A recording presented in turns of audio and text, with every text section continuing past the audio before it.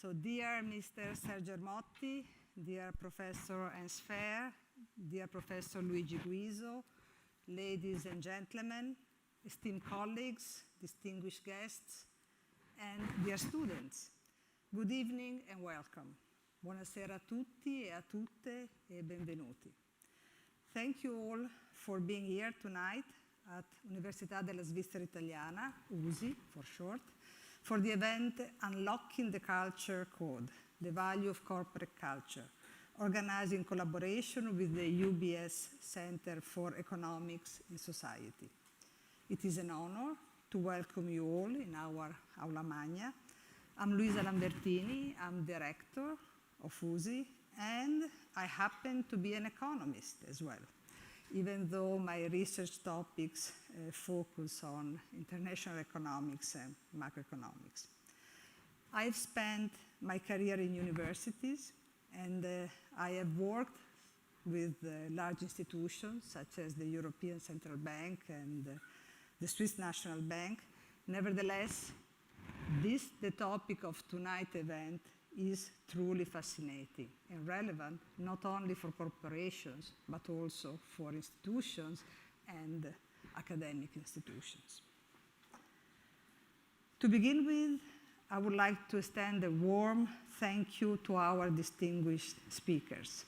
Professor Ernst Fehr, Director of the UBS Center for Economics in Society, Professor Luigi Guiso from Einaudi Institute for Economics and Finance, and Mr. Sergio Ermotti, CEO of UBS Group AG.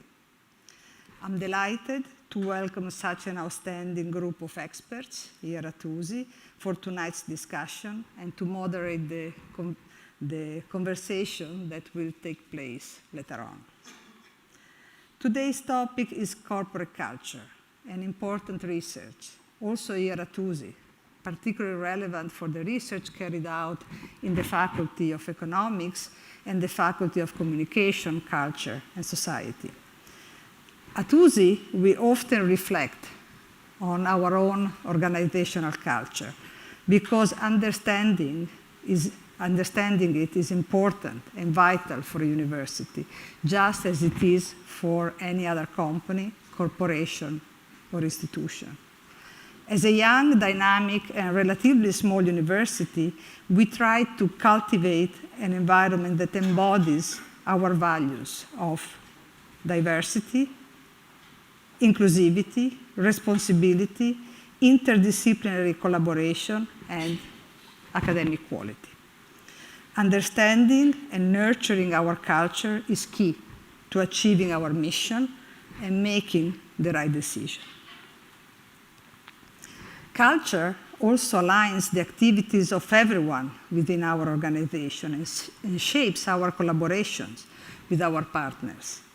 For a university, culture influences everything, from the way faculty and students interact and engage in learning, to how we collaborate across disciplines, and our culture shapes the experience of our students, academics, and staff alike. It drives our decisions in research, ultimately enhancing our impact both locally and internationally. As we reflect on our culture, we aim for USI to remain a place of purpose, integrity, and growth.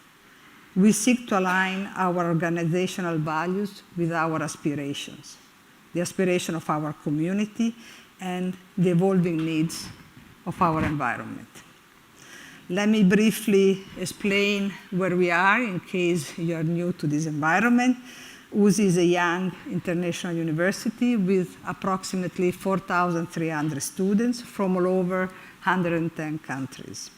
We have 6 faculties, and we achieved notable position in global university rankings, reflecting our growing reputation and academic quality. In our niche, which is the one of young university, less than 50 years old and small size, we rank among the very top institutions worldwide. As a small and young university, we are truly honored to partner with the UBS Center and the University of Zurich. Their contribution to economic research and societal initiatives greatly enhance and improves our academic landscape.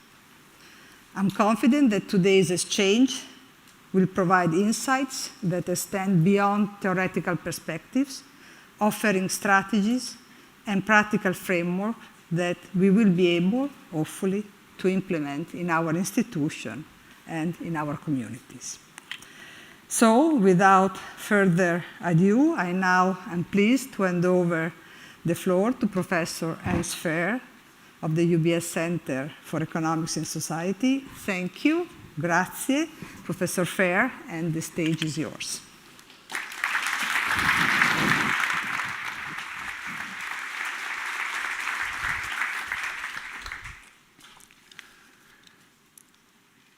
Buonasera, signore e signori. That's my only Italian I can. Sorry for that. Good evening, ladies and gentlemen. Thank you also, Luisa, for your kind hospitality and the opportunity to organize this joint event. I also would like to welcome the audience on behalf of the UBS Center for Economics and Society. A warm welcome also to those who are joining us online via live stream. The UBS Center for Economics in Society is an associated institute of the Department of Economics at the University of Zurich.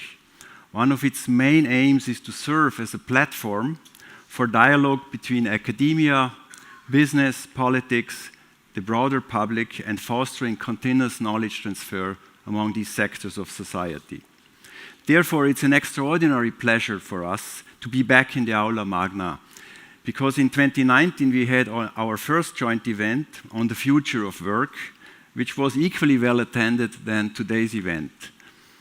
Today we would like to focus on a topic that is particularly close to my heart: corporate culture. I think many people underestimate the importance of corporate culture. This may have to do with the fact that corporate culture is a complex object that is not easy to measure with a single metric. But the mere fact that an object is complex and difficult to measure does not mean that it is not important. Take, for example, the problem of defining and measuring health. There is no single metric that covers health, and it is clearly a very complex object. But nobody would infer from this that people's health is not important.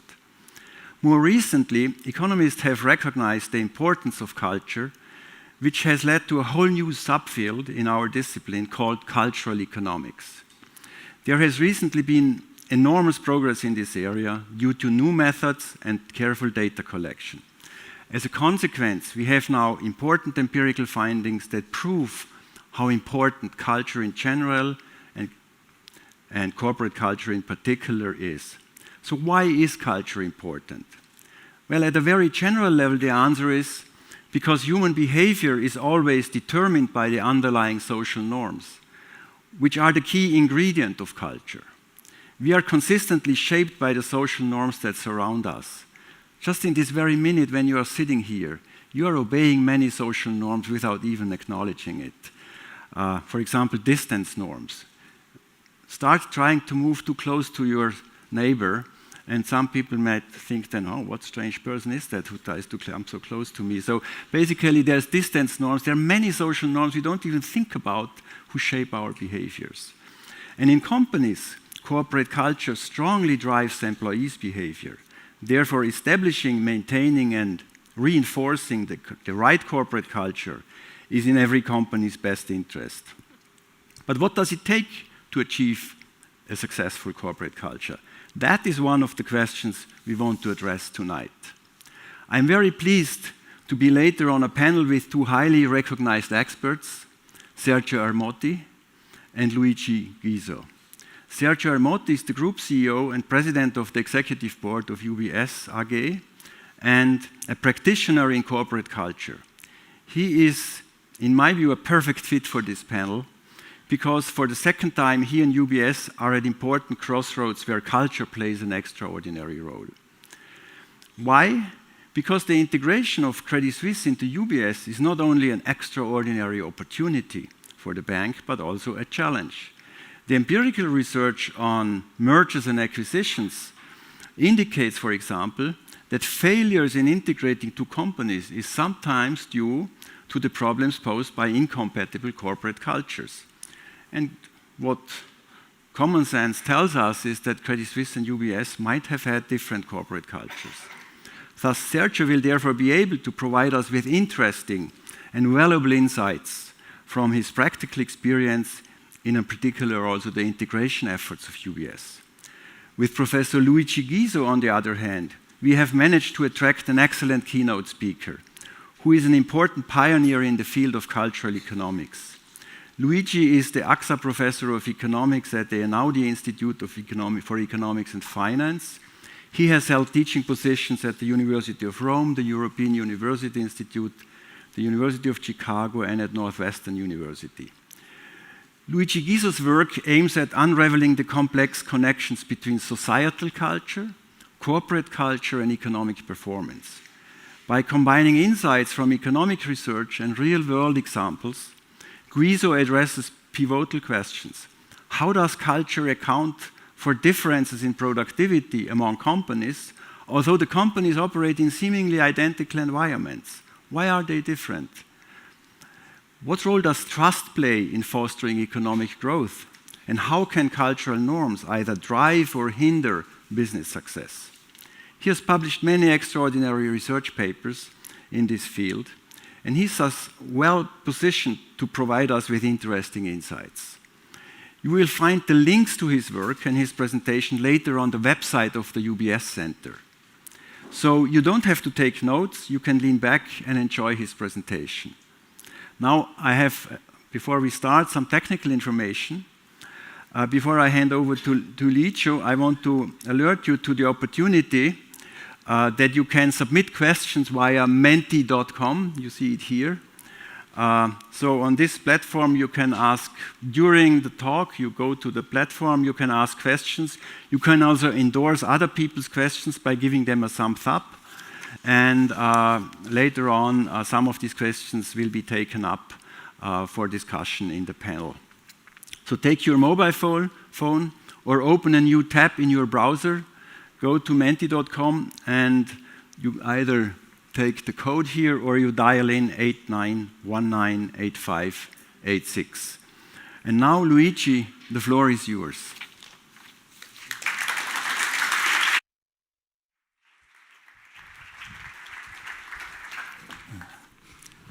Good evening to everyone, and thank you very much for the super nice introduction. I was not expecting to talk to such a numerous crowd of people. I thought I was talking to a small group of 15 colleagues or participants. But let me thank the UBS Center for Economics in Society. And I'm stressing the word in because it's very much linked to one of the points that will be stressing during my presentation between the role of corporate culture and the interconnection between corporate and culture in society. Let me start from a very simple and, so to speak, obvious observation in the view of the firm in classical economics. Now, we know that most of the production in a modern society occurs in firms, in organizations. Firms are typically owned and operated by groups of people or individuals. And in the classical view, the objective of a firm is to pick up factors of production like labor and capital, mix them in order to maximize profit. Okay? And the unique principle that is guiding the choice of the firm is the prices of the inputs that they face, including the constraints that come from the technology that is available to the firm. In a world of this sort, there is no room for culture, that is, values, norms of behavior, beliefs that characterize individuals, they play no role. The only thing that matters is prices, the wages and the compensation for capital that are set in competitive markets. And they are enough in order to align the interests of the workers and those of the capitalists, the owners of the company. So in a world of this sort, in competitive markets, workers get what they contribute to the firm. Capitalists get their contribution. And this is the perfect world of Adam Smith, where the invisible hand was taking care of providing this sort of harmonized world, where the interest of selfish buyers and sellers, or workers and entrepreneurs, was guiding and providing the right incentives. So it is well known what Adam Smith was used to think. It is not from the benevolence of the butcher that we expect our dinner, but from their regard to their own self-interest. Now, in the world of Adam Smith, people do have values, they have norms, they have beliefs, but they do not enter the functioning of the firm. The function of the firm is just perfectly harmonized by the functioning of the market, and production and society are totally separated. Ironically, Marx had the same view, but for different reasons. He thought that culture was useless, was a superstructure, what mattered for production or other stuff. Now, if you look at our world, all you see is that firms report, they declare that they have values. So, for instance, if you look at the Standard & Poor's 500 corporations in the US, the vast majority, they report, they have a section in their website where they state their corporate values. And, proclaimed values, they are many. It depends on the firm, it depends on the particular corporation, but integrity, teamwork, innovation, respect, creativity, dedication, they tend to appear quite frequently. And integrity is the most clicked one, is the most proclaimed one, with something like 90% of those reporting values.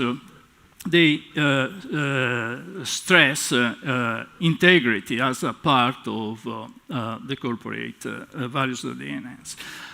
Now, is this just cheap talk? It doesn't, cost much to list a bunch of values on the website, or instead is part of an essential and broader strategy that the firm is pursuing. Okay? Now, I'm going to focus on one component of culture. In particular, I'm going to focus on values. And values, according to the Oxford Dictionary, are a person's principles and standards of behavior that guide some actions that people adopt. And I'm going to distinguish between three types or set of values. What I call functional values, that are typically, inside the firm, they're typically used strategically, so to speak, as a tool, as an asset, in order to pursue some target, like maximizing profits. Ideological values, these are political positions that sometimes firms want to embrace or not, or remain totally neutral. And finally, moral values that are, preferences of the stakeholders over non-monetary outcomes, things that they value per se, but potentially they may impact the firm's decision. Now, functional values, which are the ones that are relevant when we talk about corporate culture. Timeliness in a railways company is a value, is important. Precision in a factory chips or in a watches lab is a value, is important for the organization and the functioning of the firm. Managers' integrity and ethics is important because it can affect people behavior, the firm's reputation. Cooperation inside the company clearly is important. It allows workers to function potentially better depending on the type of good they produce. Now, these are value maximizing values that, if the firm is able to sort of foster, bring in inside the company, can enhance the productivity of the firm. And companies, will recruit on this basis, they will reward people on this basis, they may fire based on failure of complying on values of this type. They can even indoctrinate people in such a way, or trying to, to build or to instill some of these values.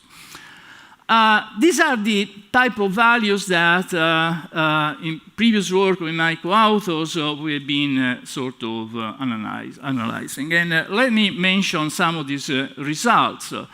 What we find is that proclaimed values have no effect, no predictive power on firm performance. So what companies put up on the website, they don't seem to be particularly powerful in correlating with measures of performance. However, a measure of managerial integrity, as reported by the workers in the firm, has a very strong predictive power on corporate performance.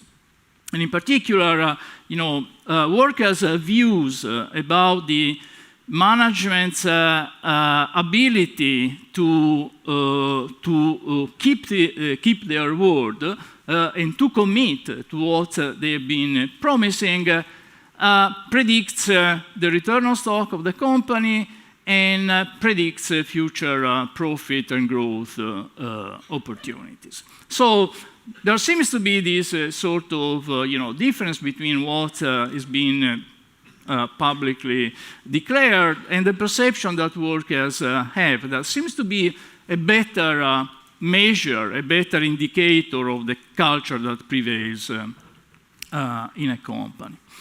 There is evidence that value-based leadership, this is the label used in organizational economics, that the values of the leader do matter. They can, filter and affect the productivity in the firm. So, for instance, there is this interesting piece of research by a bunch of colleagues in Denmark that have been able to elicit measures of honesty and values that characterize a sample of CEOs of corporations, that they match this data with the performance of the firm, and what they find is that, high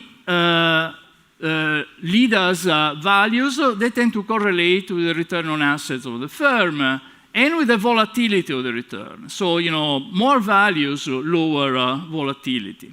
Makes firms more resilient during crisis. They were able to recover more easily after the pandemic.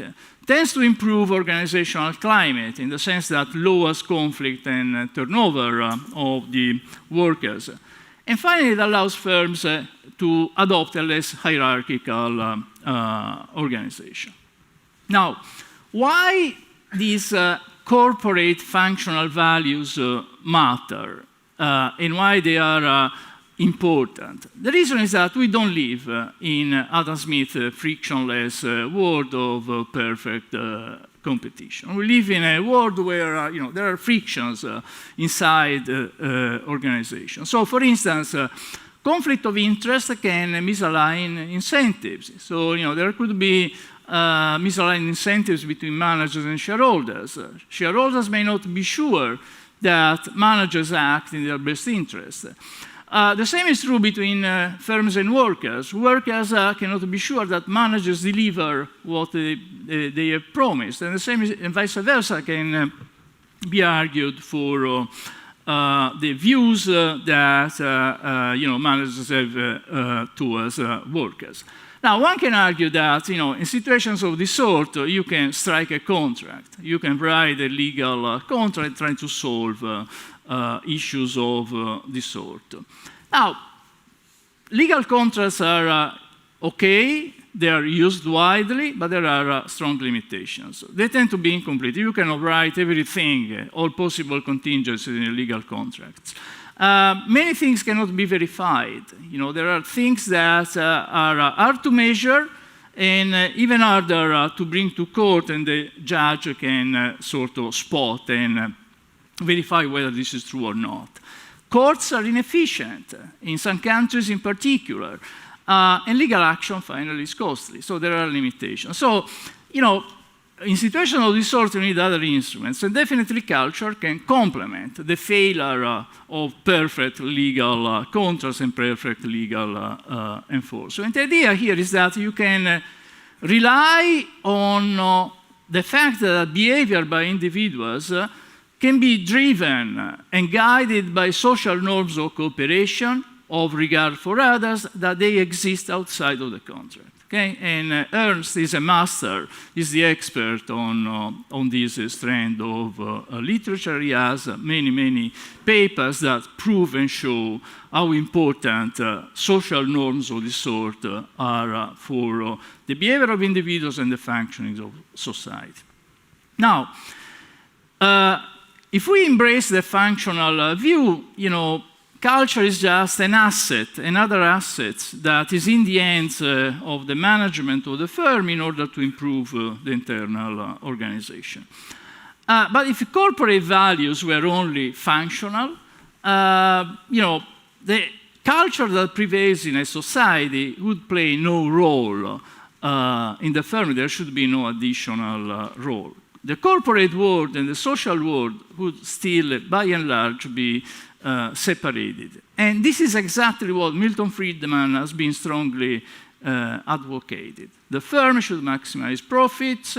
Then the owners of the firm can use their dividends to do whatever they want in society. But society and corporations should be completely separated. Now, there is a potentially an expanded view that argues that this separation essentially is not possible. Is maybe one can desire, but Mark Granovetter is a sociologist. It made a path-breaking contribution that essentially was arguing that the firm is embedded in society. That's why it was emphasizing the in the UBS Center for Economics in society. Okay, and the idea is that firm behavior, as much the behavior of any organization, cannot be understood separately and independently of the cultural environment in which the firm is operating. May sound obvious, but it's not. And in big chunk of the literature in economics was not what was driving the idea of the firm and the behavior of the firm.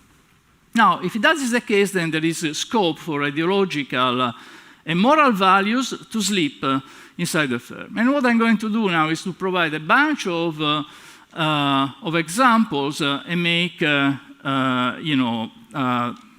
drawing from different types of values, and distinguishing between ideological and moral values. Now, ideological values, they are by and large non-functional in the sense that are not the tool that you want to use or that you can use in order to improve the working of the firm. Like, visions about whether you are pro-life versus pro-choice, whether you stand for Israel or for Palestine, or political partisanship. But if these views prevail in society, they can slip into the firms through different channels. Moral values define preferences over outcomes. Like, you dislike pollution. People may dislike selling an abortion drug, and they may dislike selling guns in general. Probably this one are the most interesting one. And societal culture can filter into corporate culture either because through ideological or moral values can affect corporate behavior because they affect the behavior of the stakeholder of the firm.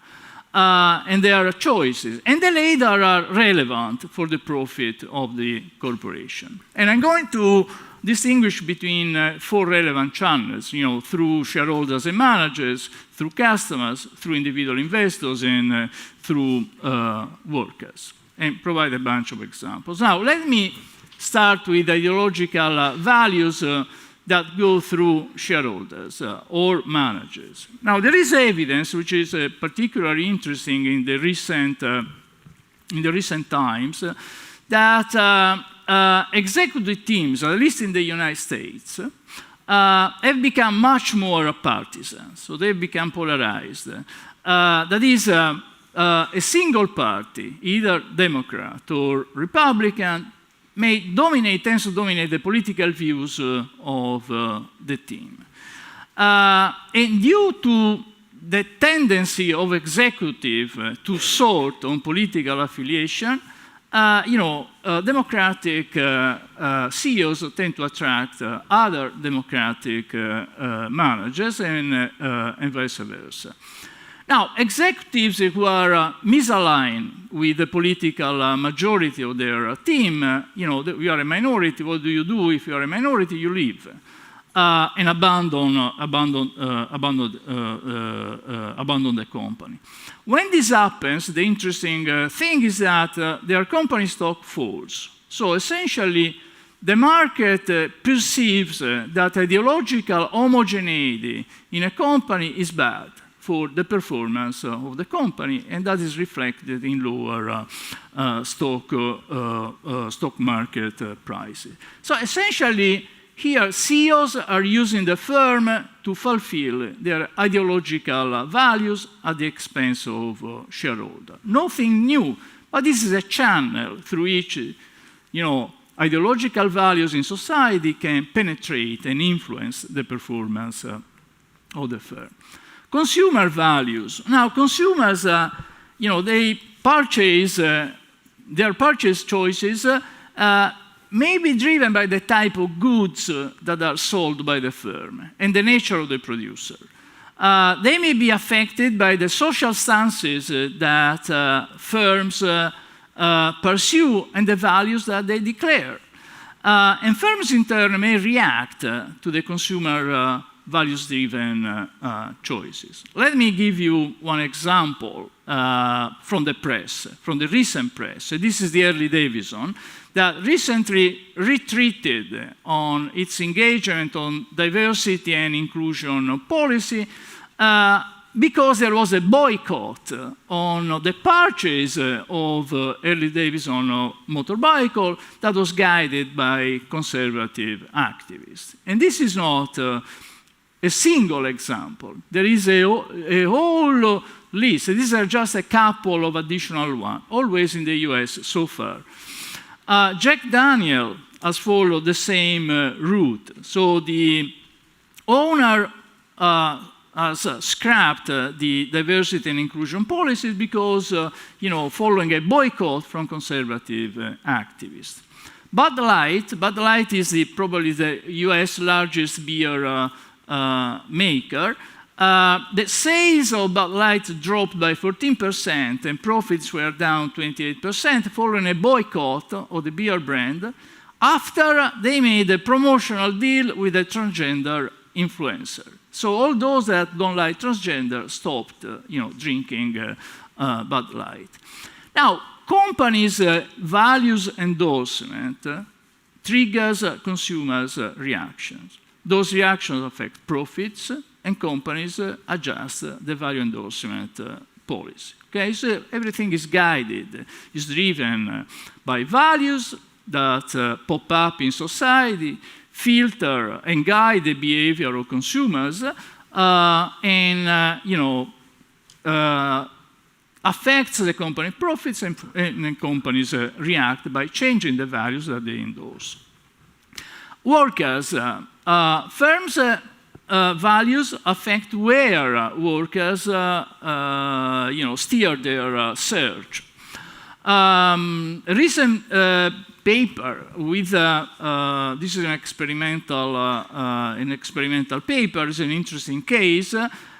They document that workers in their sample have a strong preference for ESG policies.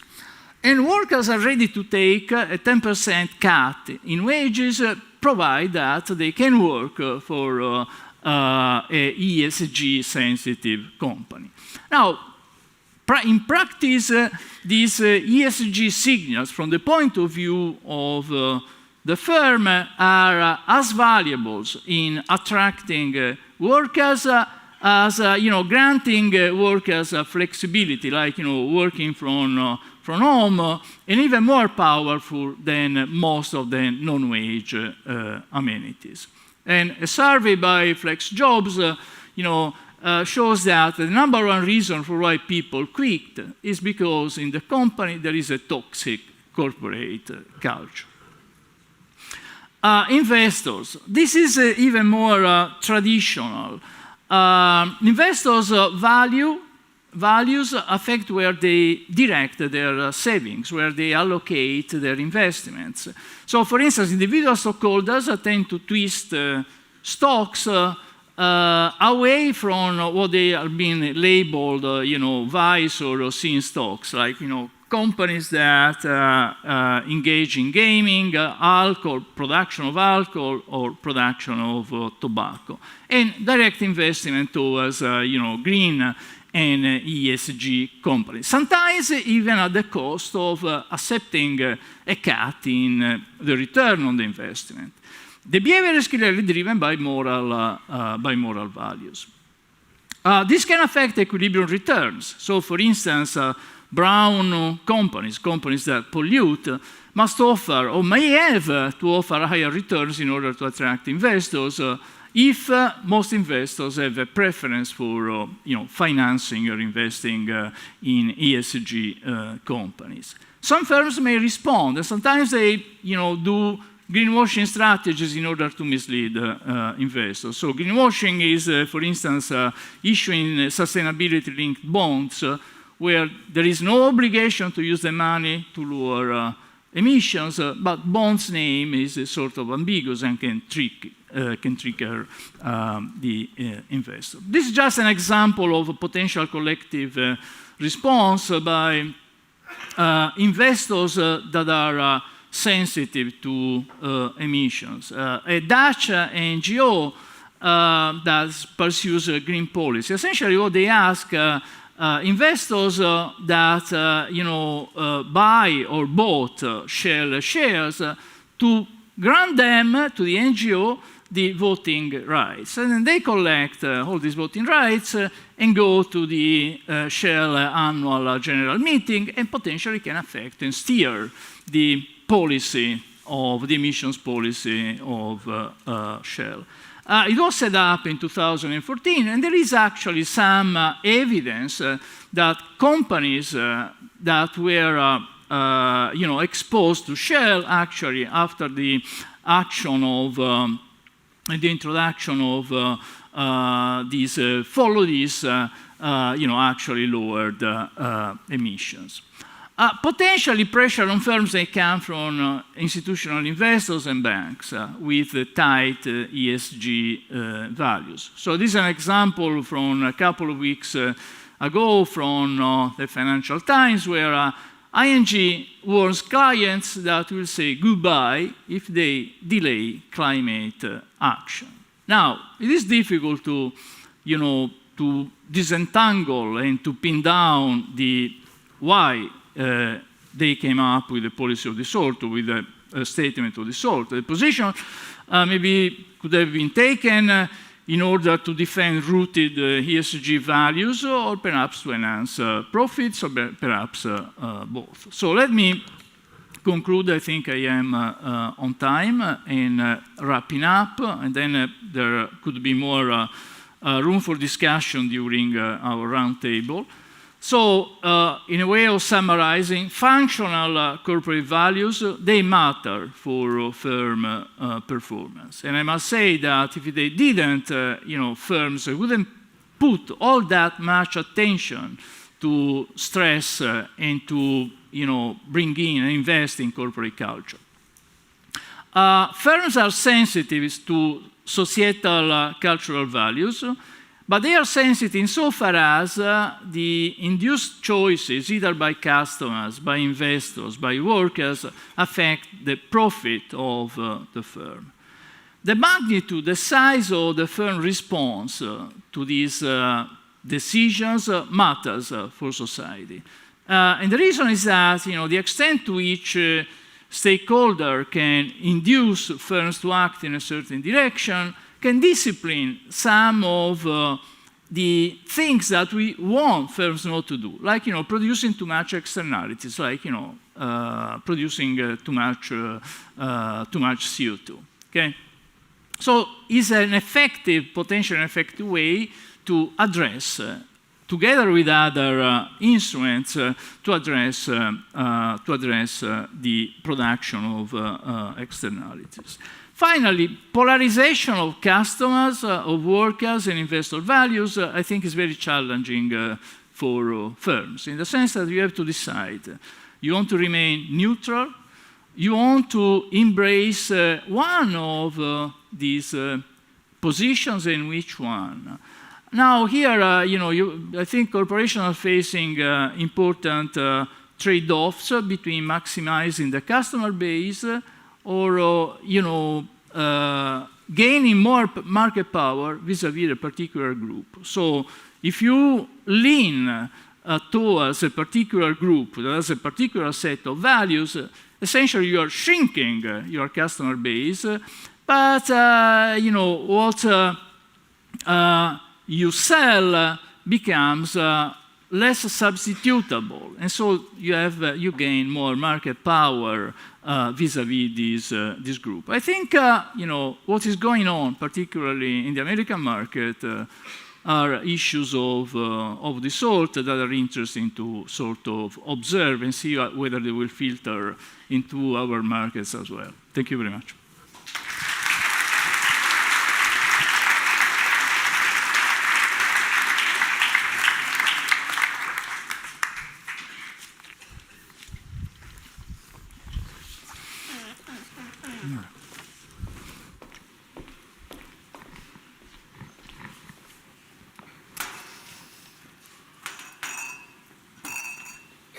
I have a lot of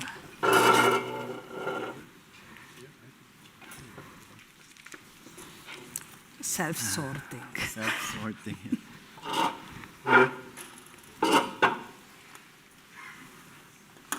Oops.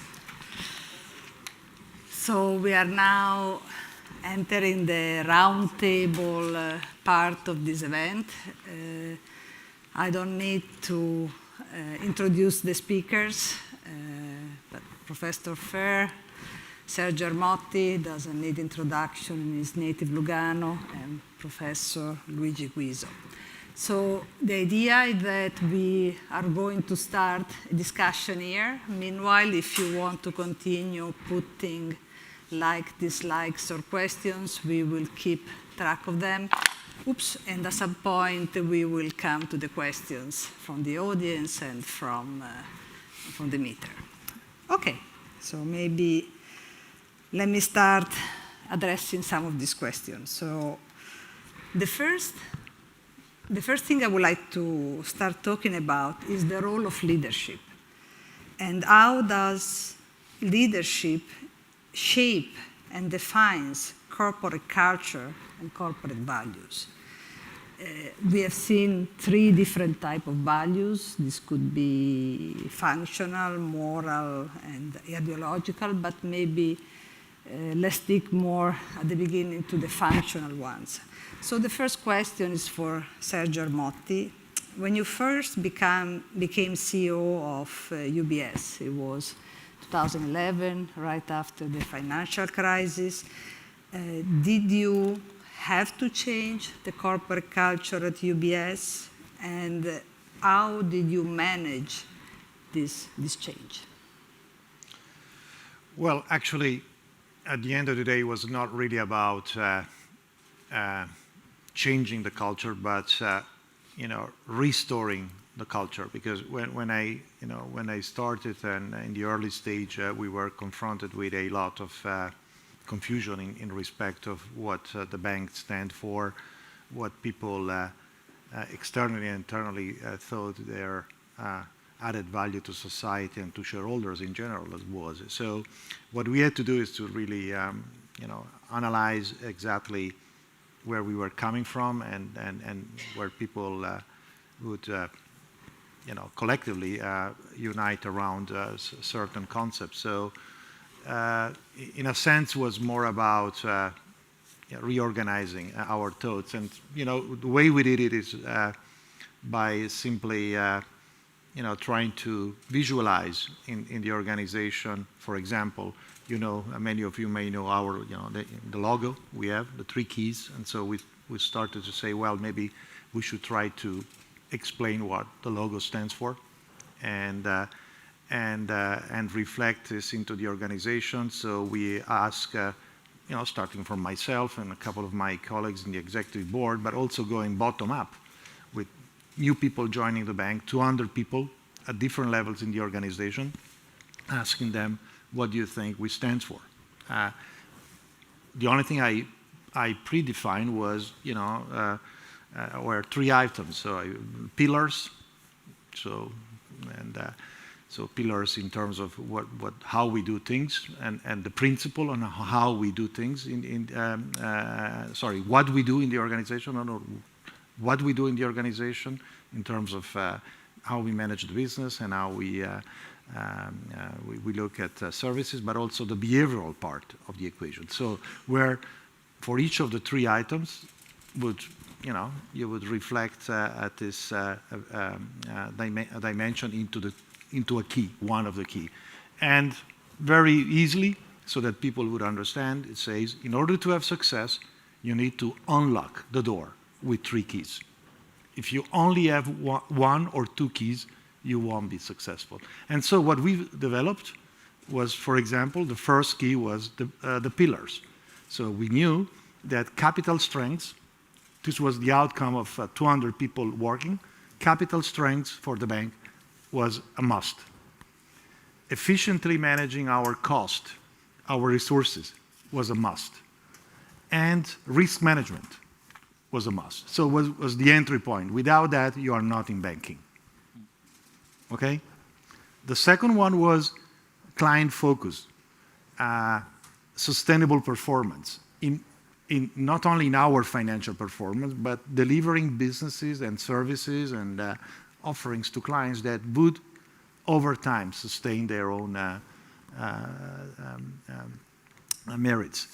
And the third one was how we deliver all this. So the behavioral part. So the second was the principles, and the third was the behavioral part.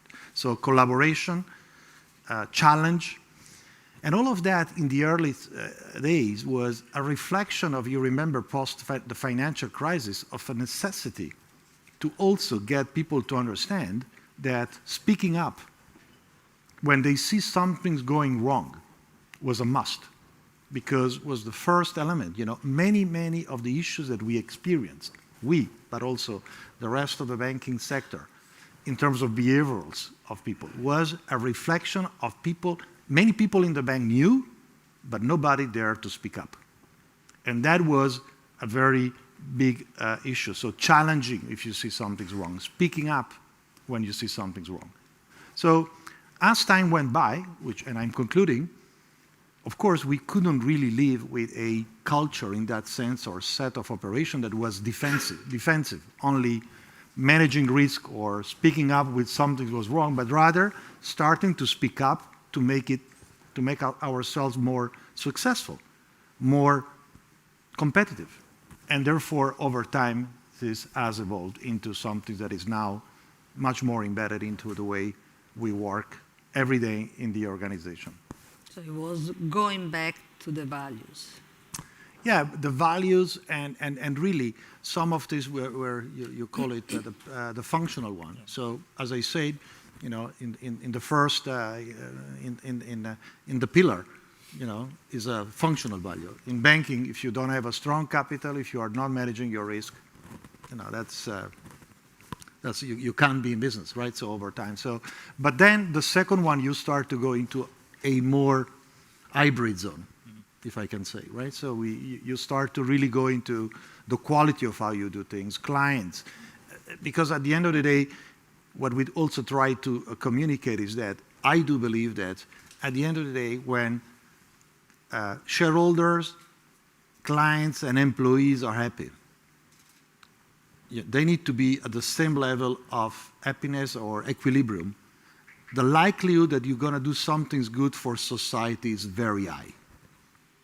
So, and this is the real issue that where we say through taxes, through the way you give services, and you're being a good employer, and so on and so forth. So, over time, we have been reflecting all these elements as we developed an understanding around those items. But I have to say, these things were embedded in 170 years of history. And they were popping up as we were searching for our own identity. It's a good story. Okay, let's maybe, I would like to ask a question to Luigi. So you have done work with your co-authors, and you have explained or shown the relationship between corporate culture and first performance. I have this touchy, sorry. And you talked about it during the talk. Now, one of the values that you brought up in your work is honesty, right? And this, you know, has an effect on the return of stocks. Now, how do you measure these values effectively? Clearly, there is a need for measuring these values, but at the same time, what are the right metrics for everybody, in a sense, to go and measure and see these values? Thanks. I think the point that I made in the presentation is that you know, there are two sources. One is look at what firms report and declare in their Workers, you mean? Now, let's start with the firm, because that is the easy source. You know, you go to the website of the company, and typically there is a section, you know, our values. And then you can say, okay, this is the list of values. What I was arguing is that, you know, this source is obviously biased. Like, you know, asking people, how do you feel in terms of honesty? I would say I am super honest. It's obvious. You know, I want to look good. So measurement is a super important issue. But to give you just an example of how important what is the distance between what is proclaimed and the actual underlying behavior, you know, look at Enron. In 2001, Enron went bankrupt and out of an accusation of fraud. If you look at the lobby of Enron at the time, you know, the values that were printed in the lobby were integrity, the first one, communication, honesty, and so on and so forth. Clearly, you know, there was a distance, a big gap, actually, between what Enron was proclaiming and the actual behavior that was inside the firm, that was guiding. Now, there is a better way. I mean, as Ernst was mentioning in his introduction, it is difficult to measure the values that prevail in a corporation. That is definitely true. There is no easy statistical tool. But looking at what are the perception of workers is one avenue, in the sense that the workers know the firm. insiders, they know a lot. And as Bruno was mentioning, you were saying that when you were restructuring UBS, workers knew, but were unwilling to reveal, were unwilling to report, but they knew. So if you find a way of interviewing workers in the proper way, you can get a pretty good picture of the prevailing culture in the company. So this is what companies like Great Place to Work, which is a company that ranks corporations and firms in terms of attractiveness as a good place where you want to spend your career.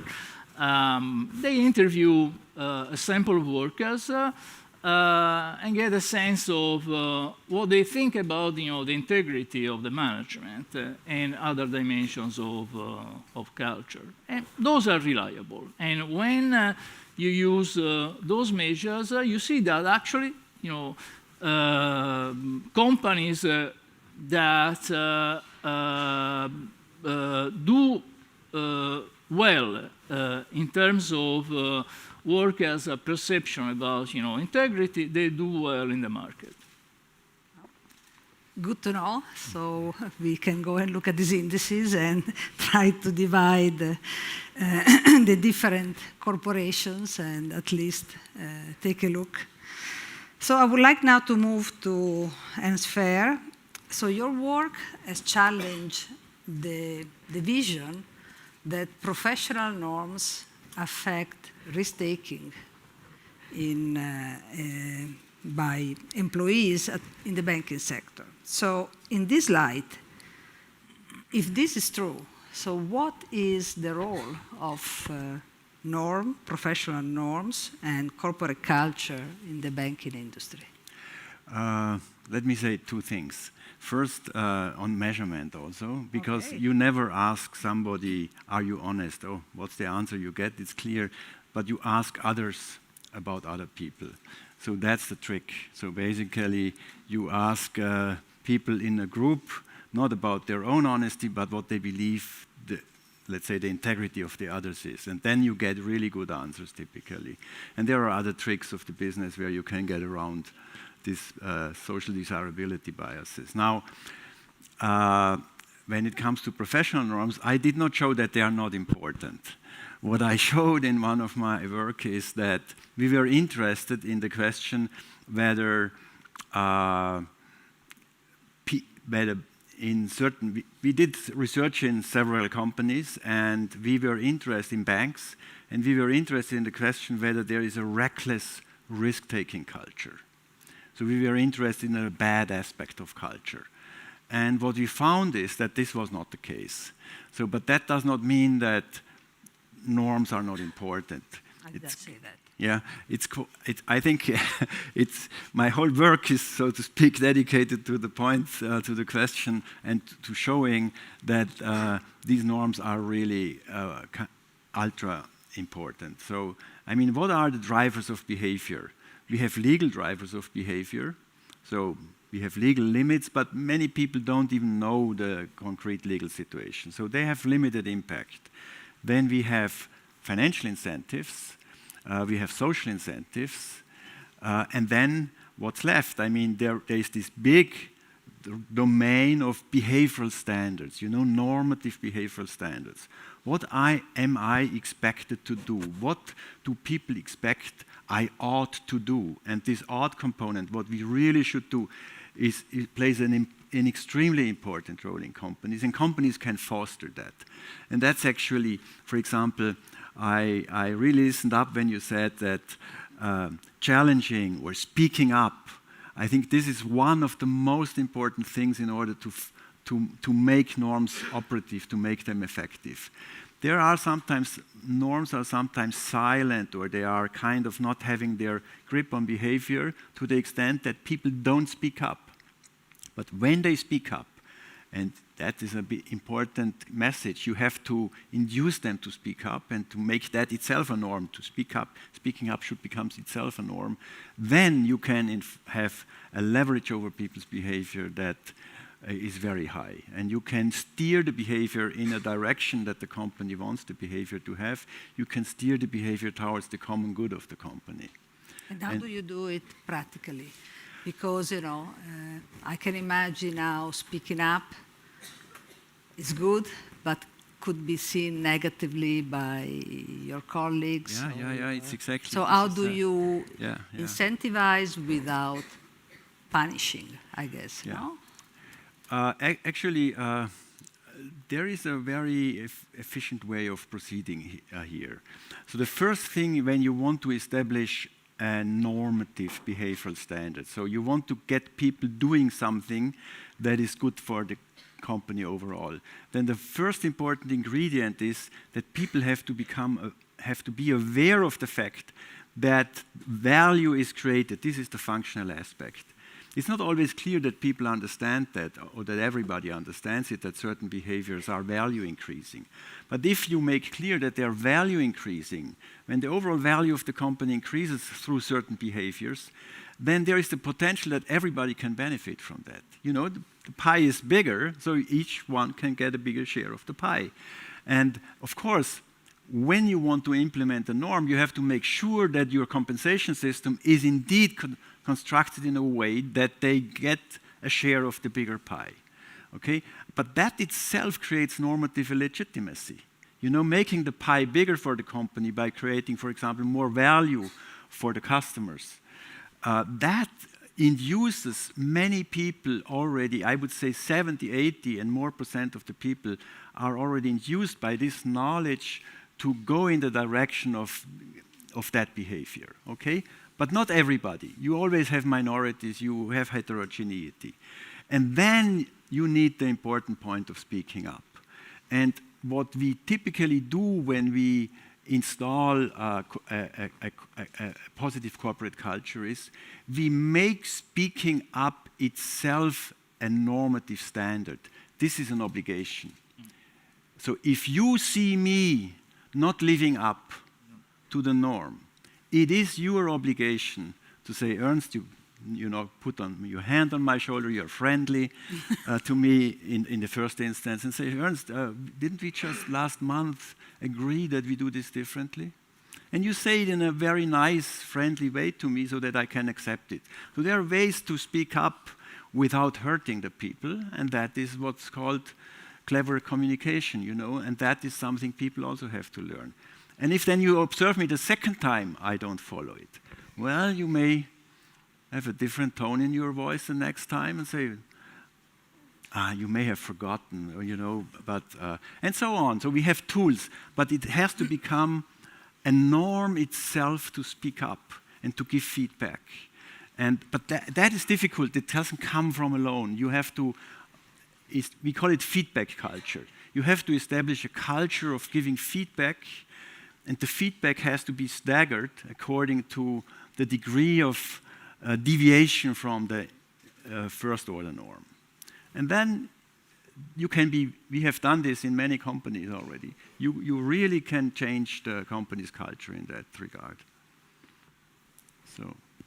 Well, maybe anything, if I can add on this, because, right, the way we do it, not only we, I guess, many firms, we do have survey, employee survey, every year, asking basically 90% of the cases the same questions so that we can track trends across the board.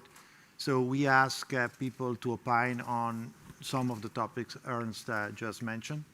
And we have KPIs to follow not only the quantitative outputs, financial results, but also the qualitative one around client satisfactions versus employee satisfactions, and so on and so forth. So we have measurements that we keep it in mind. So when we do that, de facto, you create another channel for speaking up. Because when people, for example, have to opine on, is your boss open to feedback? So, of course, you can put a bias. People want there to opine no, but believe me, when you go outside, you start to have statistical relevant numbers, you can see a deviation from different people or the industry norm that allows you to come to certain conclusion. For example, the fact that we had our last employee survey, we had 77% of the people in the bank filling the survey. It's not mandatory, but 77% did it. Now, you all know how many people go to vote for political elections. So we have 77% of the people do that.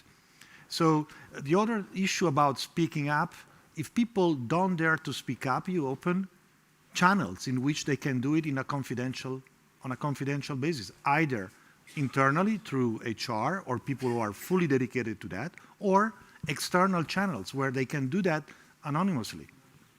So you can create a lot of instances in which just the fact that people feels protected, they can speak up. Now, nothing is perfect, but at the end of the day, we have to also recognize that businesses in general, not only banks, have done a lot over the last few years to try to embed those kind of behaviors in the right way. And also when you speak about compensation and promotions, I can assure you that the how dimension, how you do things, it's a big chunk of the decision if you get paid or if you get promoted or not. That's very important. The how, okay. Many of these things actually are happening even in universities, it's, even, we tend to be a little bit reluctant to change, but. We know it.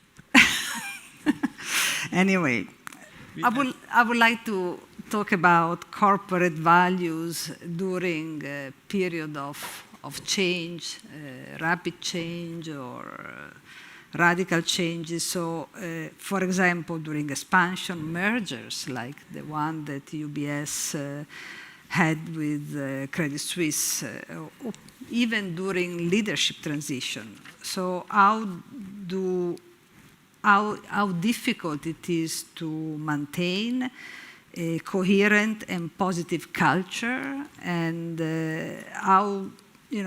what are the strategies that help organization, and here the question is for Sergio Ermotti, to preserve these values and cohesion even during these difficult times of probably bringing together different institutions, different corporations, which may have somehow slightly different functional values. Well, concretely, I can talk about what we did in the most recent, by the way, something that many people maybe don't know in the room, but the UBS of today is the outcome of 520 acquisition.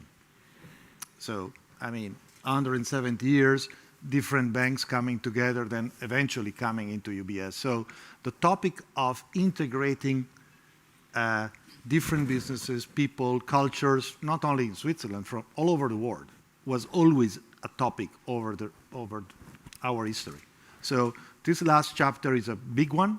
It's the first time two very significant, important financial institutions on a global basis comes together. It happened to be two Swiss banks, and therefore I can tell you that despite the perception or the many talks that you hear, I can tell you that we have many more things in common with the vast majority of the people at Credit Suisse that we have that in this agreement. So in that sense, it was a challenge because, in the early stages, you can imagine, the people were shocked, were angry, were disillusioned about anything. So that was the most important issue. Was not really to try to convince them that they needed to change their culture. It was more about trying to get them to, still be committed in doing something. So, but concretely, what we did, we shared what we stood, our principle, the pillars, the principle, and the behaviors. We created groups of people at UBS and Credit Suisse together to talk about what it is, how we do things. So really coming top down, going down in the organization, group of people working together and understanding each other about how we wanted them to embrace or understand what we were doing. It was not an indoctrination exercise, but since you used indoctrination as a... quotes, I forgot no, the quotes. no red booklet too, but in a sense, we basically try to really make them comfortable about our operating model. But one thing I have to tell you that large organizations, and it may sound a little bit strange, but I can assure you that large organizations, 80–90% of the people, they want to be led. They want to know what the place stands for, and they are happy to follow and implement. So the real issue was to also make sure that we, top down, would let them know exactly what we want and how we want them to behave. And I can assure you that today, if I look at the results, you can see we are making very good progress in the integration from a technical standpoint of view and everything that is not so important tonight. But what I'm very proud of with my colleagues in the board is that today, in September, 84% of the employees, of the 77% that answered, are proud to work for UBS. 83% of the people says that they would refer UBS as a good employer. And now, this is the outcome of UBS and Credit Suisse people together, where the ranking, basically the survey done by Credit Suisse in 2022 was showing numbers around 50% to 60%. So you can see that we have some observation points in which I can say that by getting people another one important item we did last year, the first year of the integration, 2023. At the end of that current year, every single employee of Credit Suisse was subject to our year-end review process based on the UBS standards. And that made them feel like they were part immediately of UBS and not call it a second-class citizen. So it's a series of small things that happen that allows you to develop this kind of momentum. But of course, it's a journey. You need to continue to invest and make sure that people feel the tone from the top. I mean, at the end of the day, people are watching up and look at, I'm asked to do that, is my boss doing the same? And the one above, is it doing the same, yes or no? And if the answer is no, then they're going to start to go their own way. Yeah, role models. Leaders have to be role models. That's absolutely key.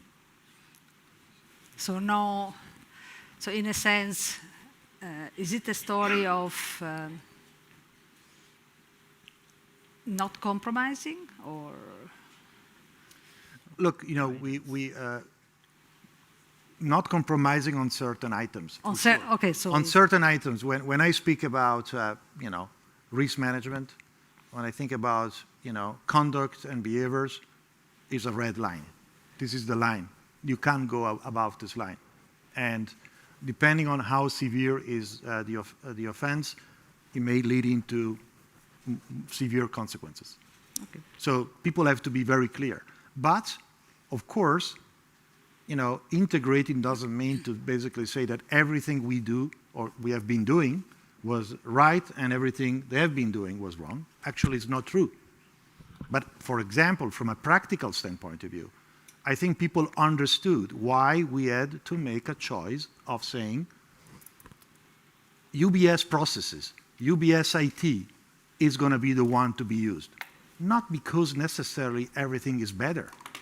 Actually, it's not necessarily always better, but it's the only way to go fast and to achieve the restructuring goals we had, because we had to basically restructure the bank. It was losing billions. So we had no time to discuss about perfection. So we had to go for 85% is right, let's move. So, and then we're going to fine-tune the rest. Actually, we now, in one of our area of the bank, we took out all the best practices of Credit Suisse that we believe will be helpful in the future. We put them into a fridge, right? And say, once we are finished with the integration, we have to open the fridge and integrate these things into our own processes. But now, there is no compromise. We need to do. So, in that sense, yeah, you have to draw lines from time to time. I would like to ask a question to Luigi and to Ernst on a slightly different topic, which is toxic corporate culture. So, of course, no companies has a toxic corporate culture, but we do know, I mean, Luigi, you said that in your talk, that toxic corporate culture is the reason why 62% of the people say that they leave a company. They point to this. So maybe, I don't know if Ernst or Luigi want to start first. What are, if you're a leader and you see that there is a toxic corporate culture, how do you deal with it? You want to start? But, yeah, in the sense that I can say I don't know. We are academic, right? I think probably you should be the person to ask how to deal with the toxic corporate culture. You know, but anyway, for a leader, I think it's not easy. I mean, in the firm you have a bunch of tools that you can use. You can fire people, for instance. So if the toxic environment, if the toxic workplace is due to the presence of a bunch of individuals, you can definitely use that lever. Which typically is what is done when you know, a company gets disrupted and the environment becomes, and you can replace it with workers that are more aligned with the new principles that we want to establish. Clearly, you have to state them what they are, convince people that you are serious. In this sense, I mean, the leadership becomes, and the credibility of the leader and the commitment of the leader becomes essential in situations of this sort. Because everything hinges, you know, the capacity to fire is easy, but the capacity to attract is much more difficult and only hinges on the credibility and the commitment of the leader. So, you know, in situations of this sort, really, you need a super reliable and trustworthy person that has a very high reputation and has the ability to build up a new team. Then, once you start, I think it's easier. You know, if you're able to attract, let's say, 3 very good guys, then all the others, you know, can follow. There is definitely, you know, you gain credibility in the capacity to attract and to change. But the starting the process, I think, is the most critical and difficult thing. And my impression is that, you know, the credibility of the leader is key. Essential. Yeah. So if you want to build up a new university, for instance, if you are Einstein, it's easy. You know, every top researcher in physics is going to follow the call by Einstein. If you are a middle ground, it's much more difficult. Well, I think every group has attention And in every organization, there is a tension between individual self-interest and the interest of the group. That's never perfectly aligned. But what we do with a good culture is we align it. With good incentives, we align the interests. But there are sometimes individuals who can mess up everything. I mean, I was department chairman of the Department of Economics for 16 years. And I mean, I have a much smaller organization than you are leading, but I made the experience, a single professor can mess up the whole department and can make people unhappy because he sends emails around and CCs everybody, and he is never satisfied with what he gets. And there are individuals who are just troublemakers. And we have a harder job here at the university because some of these individuals have tenure, so you can't fire them. So a private organization can fire these people, which is a good thing, that this opportunity, okay. But clearly there are troublemakers, and that a single troublemaker in a team of 20 people can create a toxic atmosphere. That's clear. But then I think more often it's the case that when there is a toxic culture, it's a failure of leadership. It's a failure of the leader being aware even of that, And you have to step in. You have to understand that there is such a culture, and some leaders are just not, some sub-leaders in this team of 20 people may not be up to their position, and then you have to replace the leader, or you have to teach the person. But we have tools to measure.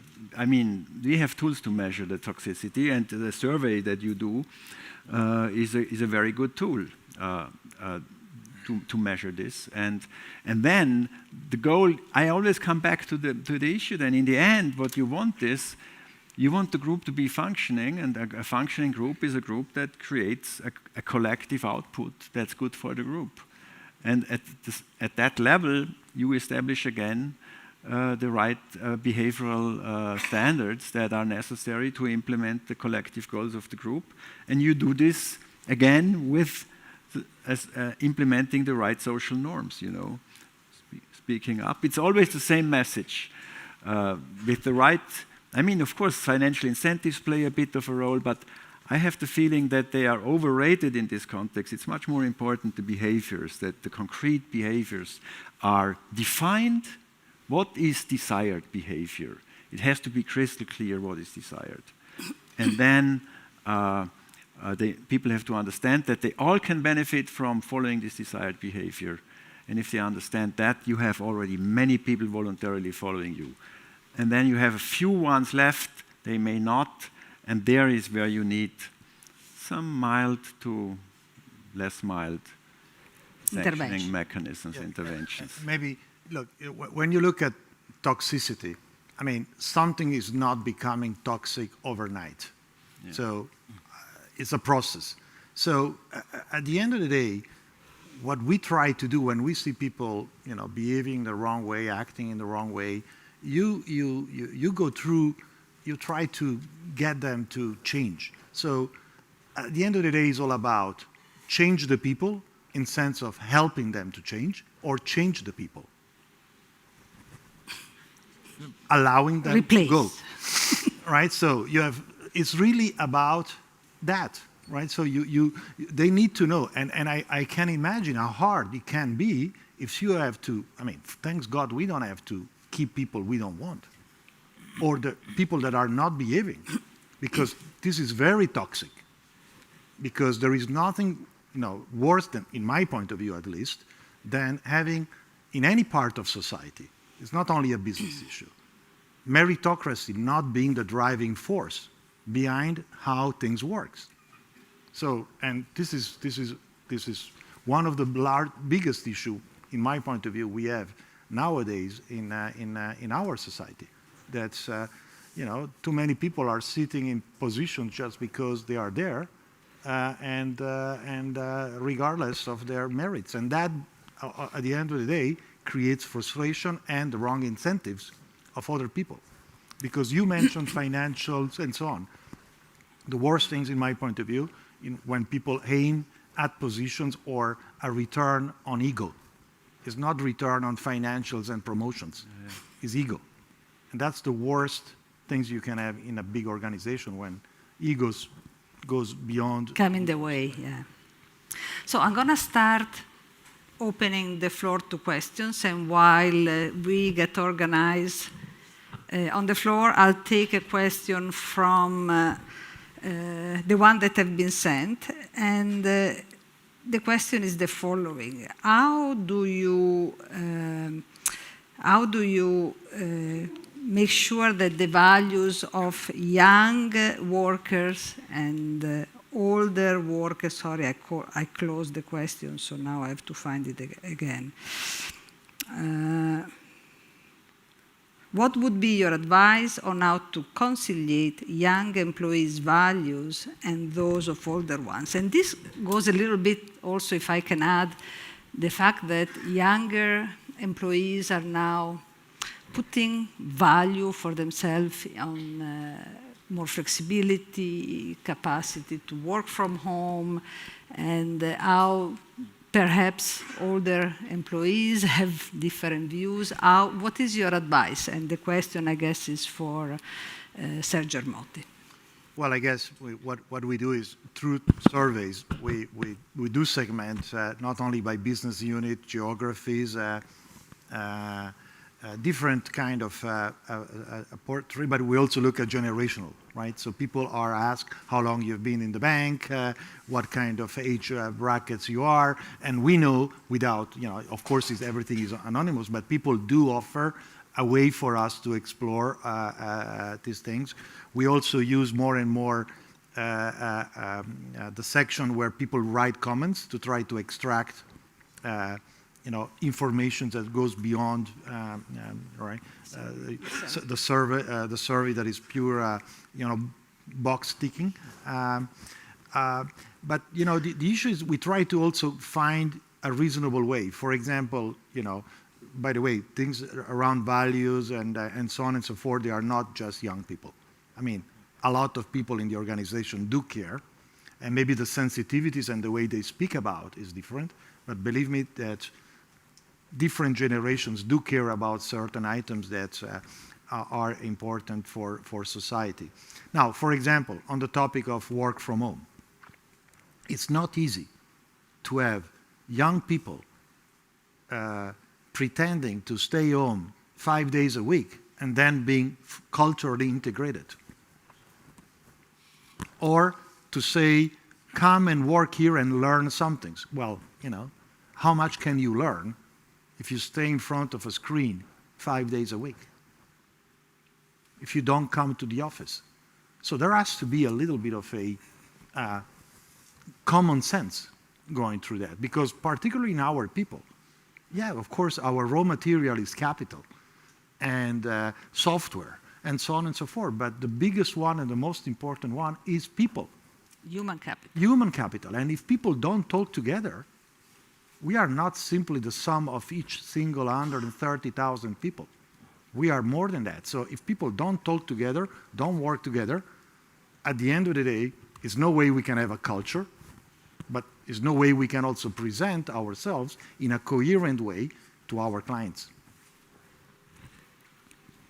I think face-to-face interaction and personal interaction is non-substitutable to a large degree.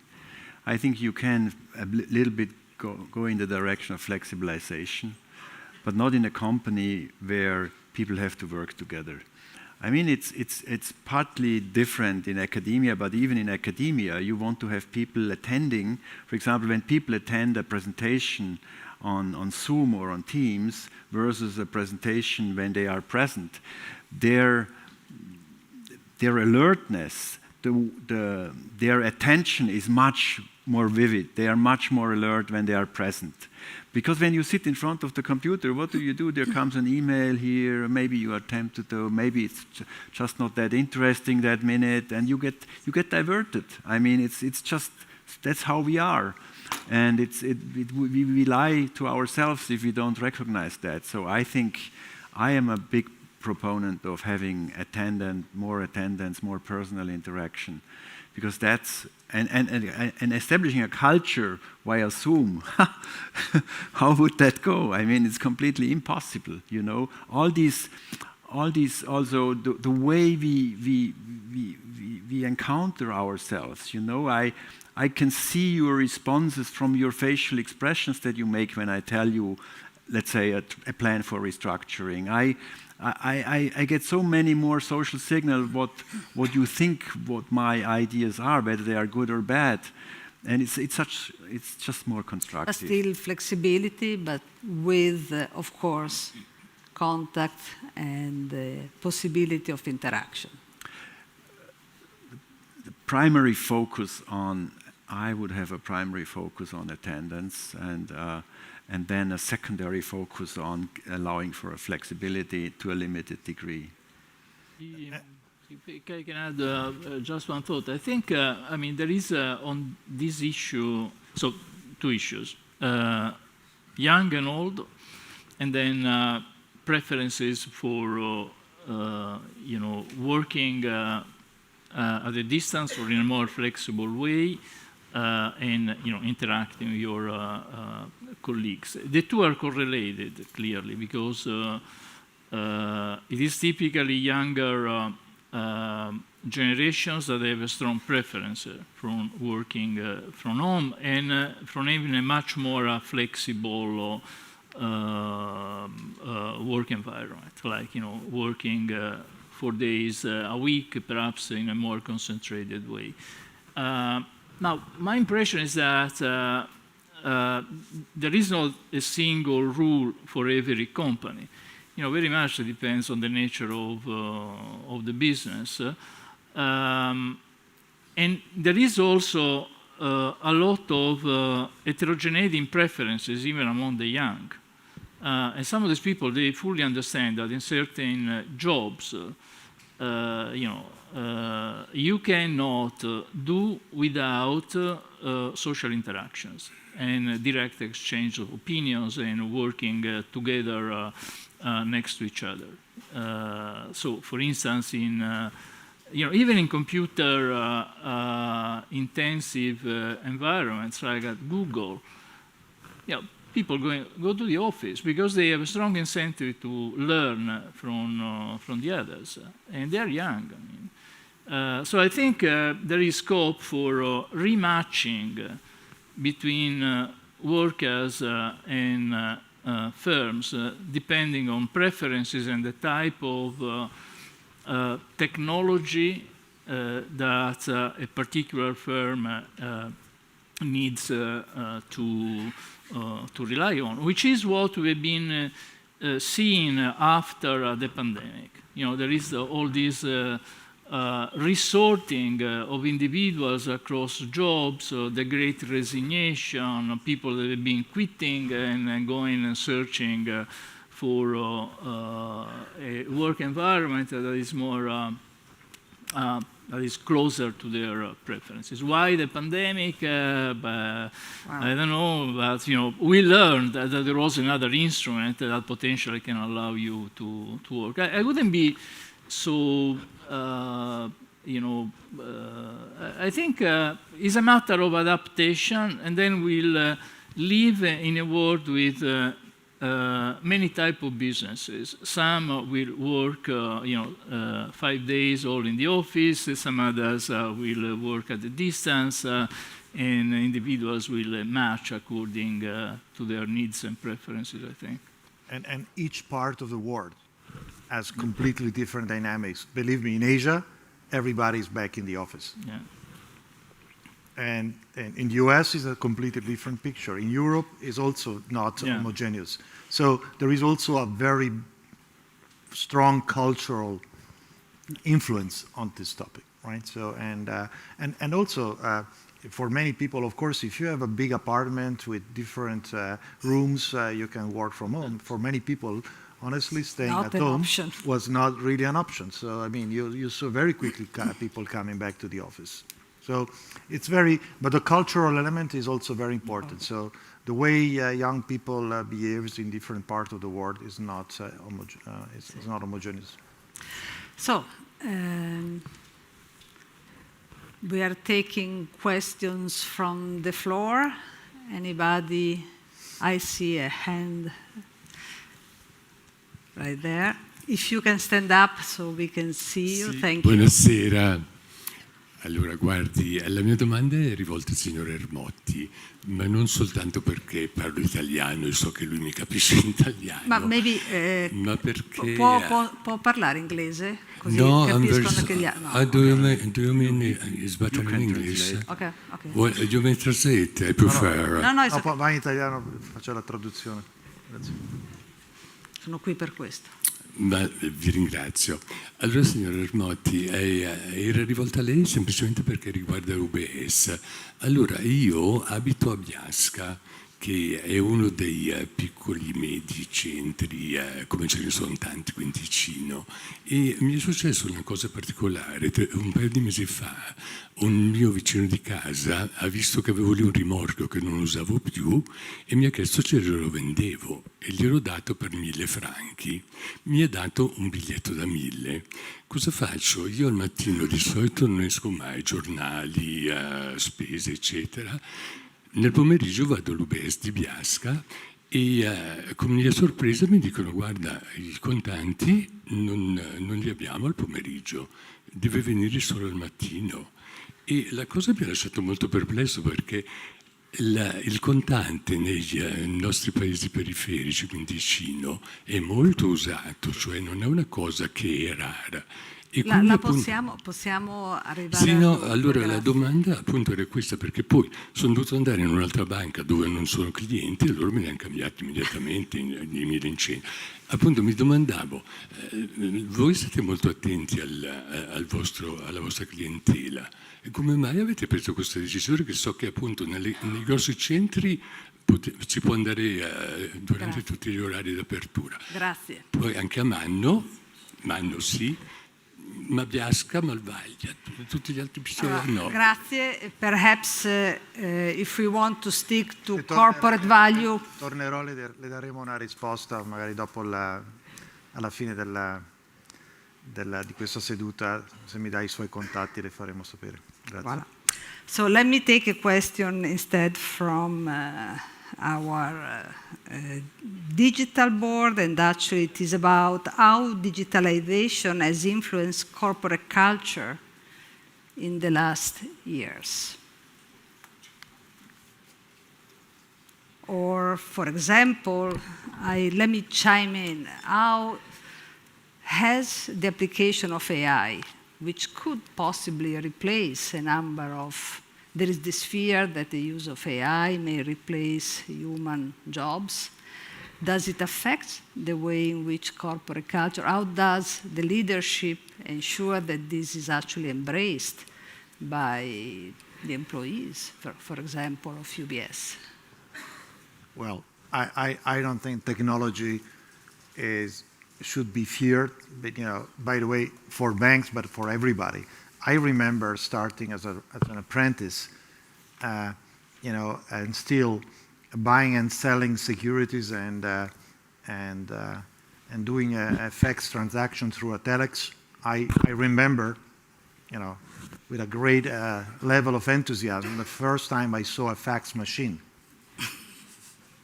So if I look at how banks are now develop their businesses over the years, digitalization technology has dramatically changed the way we operate.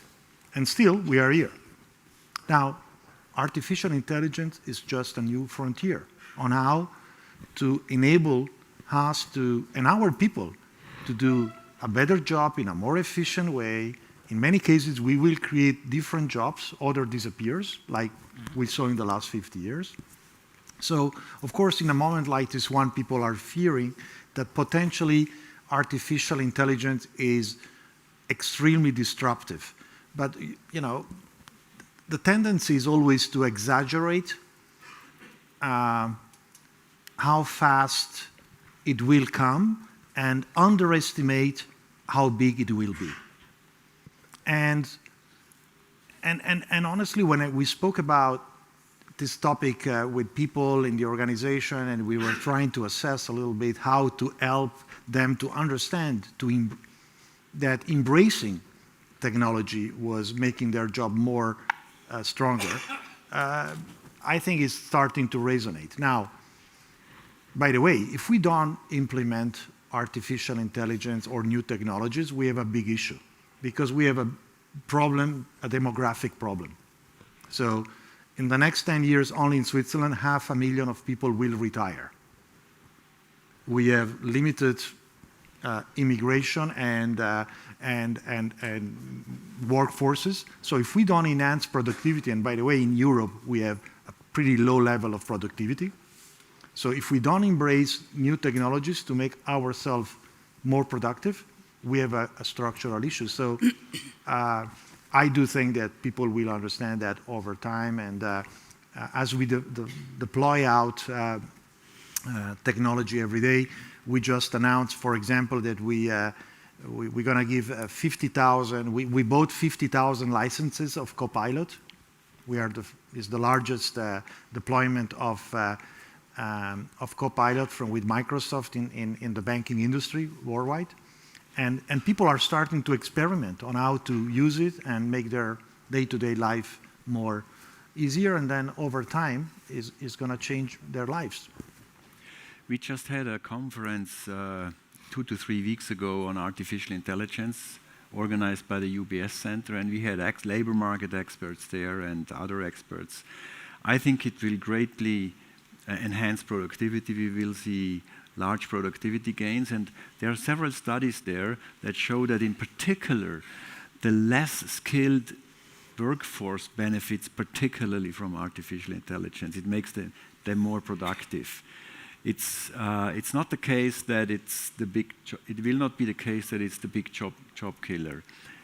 Quite the contrary. I think there are reasons to believe that artificial intelligence complements the workers and increases the productivity of workers, and that means they are become more attractive for firms. So labor demand may even increase due to artificial intelligence. It may be the case that certain subsections of society, certain professions, certain skills, they may be no longer that necessary. For example, people who translate. I mean, I put things in ChatGPT and it gives me a really good translation. So people who translate, they may become superfluous. But how many people in society do translation as a professional job? I mean, it's more all the others who can benefit from using these tools. And I think there's a big opportunity to make them more productive.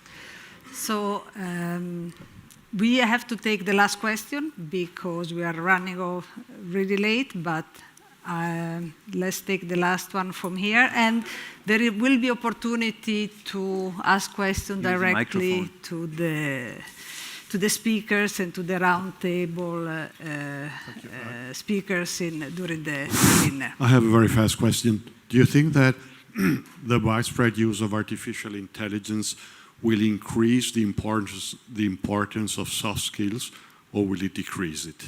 What? The importance of soft skills. Yeah. Oh, soft skills. Well, I mean, from my standpoint of view, emotional. When you talk about leadership, is a combination of technical skills and emotional skills. So, it's very difficult to see how this is going to disappear from our modus operandi of everybody. So, in a sense, actually it may become even more important to differentiate, because no matter how things are going to develop, now I'm not an expert, but I do still believe that human touch will make a big difference in what we do and how we do things. Thank you. It's relieving to hear that. There's actually a secular long-run trend that increases the importance of soft skills, of social skills. It becomes ever more important. And I think it will become more important when you basically get rid of you solve many problems with artificial intelligence now. That creates more space for soft skills to play a role. Fantastic. On this positive note. We don't learn soft skills necessarily from ChatGPT, but maybe also from other human interaction. I would like to ask all of you to give a round of applause to our round table.